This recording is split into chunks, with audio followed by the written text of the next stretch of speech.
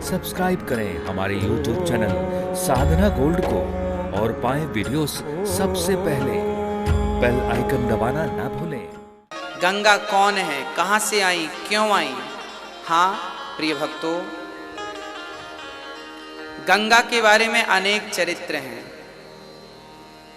आपने सुना होगा कि जब राम, ये तो रामचरितमानस में लिखा ही है कि राम जब गए जनकपुर तो रास्ते में गंगा जी मिली। मतलब राम के जमाने में भी गंगा थी, है ना।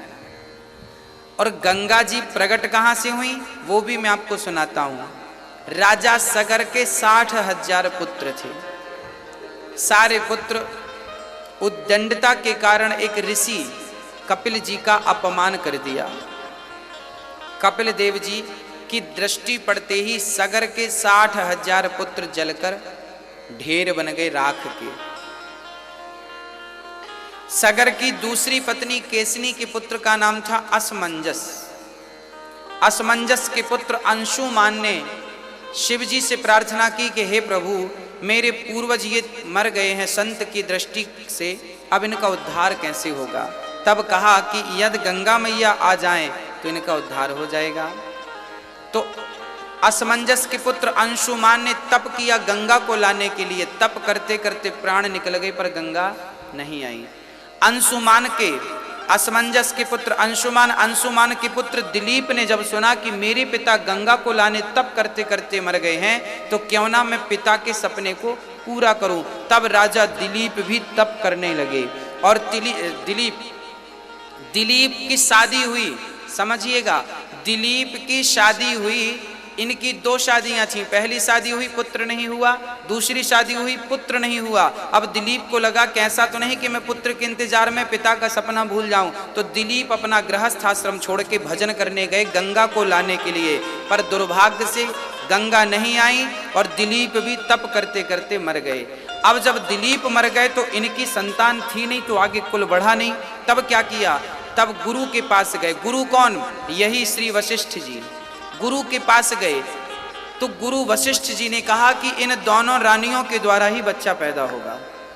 बिना पुरुष के जो बच्चा पैदा होगा उसी से गंगा, क्योंकि गंगा पावन क्यों है, गंगा पवित्र क्यों है, गंगा के स्नान से क्यों पाप धुल जाते हैं? क्योंकि गंगा भोगवती नहीं है, गंगा तो योगवती है। क्योंकि गंगा स्त्रियों के घर्षण से प्रकट हुई। राजा दिलीप की जो 2 पत्नियां थी ना, इन्होंने दोनों स्त्रियों ने अपने शरीर का घर्षण किया और दोनों ने जब घर्षण किया तो 2 में से 1 गर्भवती हो गई। बिना पुरुष के स्त्री ही गर्भवती हो गई।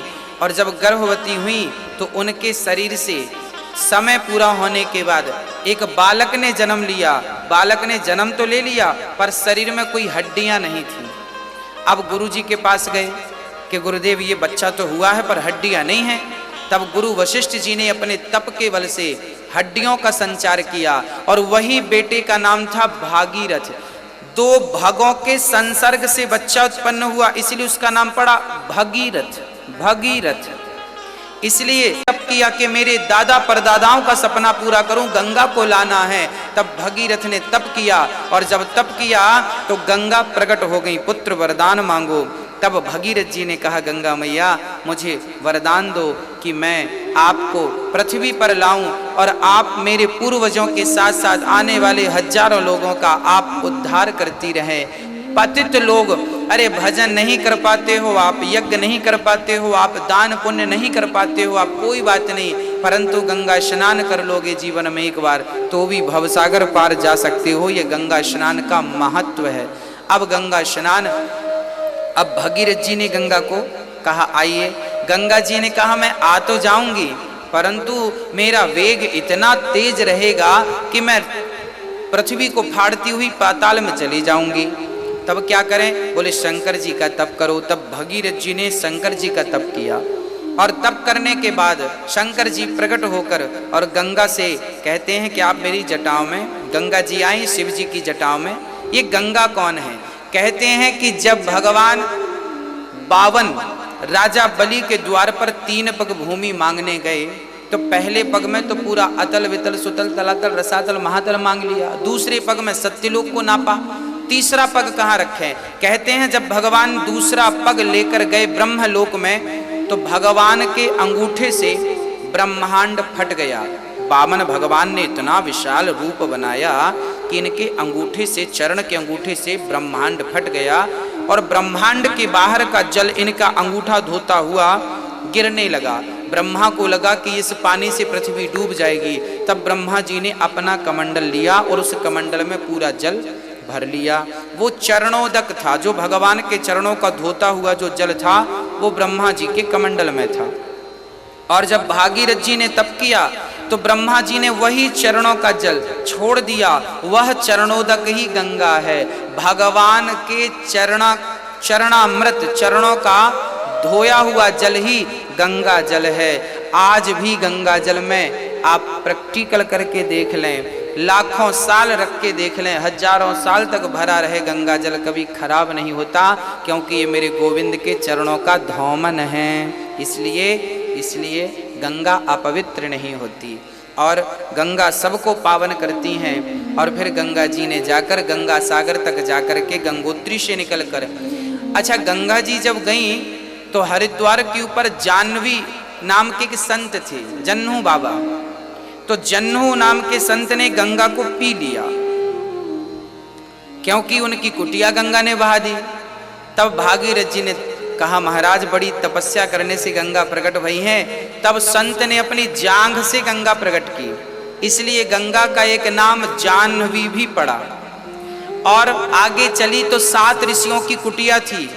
तब गंगा ने 7 ऋषियों की कुटिया बचाते बचाते 7 धारा में प्रकट हो गई। तो हरिद्वार के ऊपर गंगा सप्त धारा में दिखाई पड़ती हैं। गंगा की 7 धाराएं दिखाई पड़ती हैं। 7 धाराएं क्यों हो गई? क्योंकि वहाँ 7 ऋषियों की, सप्तर्षियों की कुटिया थी। उन कुटियों को बचाती हुई जब गंगा आगे बढ़ी तो वो 7 धारा में परिवर्तित हो गई। और गंगोत्री से निकलकर जब गंगा मैया प्रयागराज पहुंची तो प्रयागराज में ऑलरेडी वहां पर यमुना मैया थी।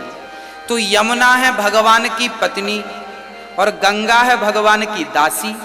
तो दासी बड़ी के पत्नी बड़ी, तो गंगा मैया वहां रुक गई। गंगा मैया प्रयागराज में खड़ी हो गई थी, हाथ जोड़ के। किसके सामने हाथ जोड़ लिया? यमुना, क्योंकि यमुना भगवान की पत्नी है। हाथ जोड़ के खड़ी हो गई।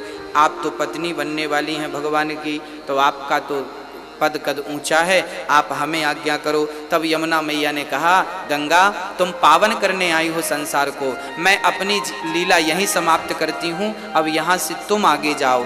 जबकि प्रयागराज में आप गौर करेंगे ना तो यमुना जी बिल्कुल सीधी जा रही हैं, जबकि गंगा जी टेढ़ी आकर मिली हैं। और फिर आगे जो धार गई है ना, वो मानना तो ये चाहिए कि यमुना में गंगा मिली है, परंतु आगे यमुना का नाम चलना चाहिए था ना। पर यमुना जी ने कहा ना, आगे आपका ही नाम चलेगा और पापियों के पाप धुलती रहना। और आज तक वो यमुना मैया वहां अपने आप को विराम करती हैं और वहां से आगे स्वयं यमुना मैया गंगा को स्थान देती हैं। गंगा जी आगे चलती हैं और गंगोत्री से निकलकर प्रयागराज होती हुई गंगा सागर पहुंची, जहां सागर के 60,000 पुत्र की राख पड़ी थी। गंगा स्पर्श होते ही जल वो सारे लोग तर गए। आज भी लोग मरने के बाद अपनी राख गंगा में विसर्जित करते हैं, क्योंकि भवसागर से तारने वाली केवल गंगा, ऐसी पावन गंगा जो हम सभी पापियों के पाप को धुलने बैठी हैं, ऐसी गंगा मैया को हम नमस्कार करते हैं, प्रणाम करते हैं।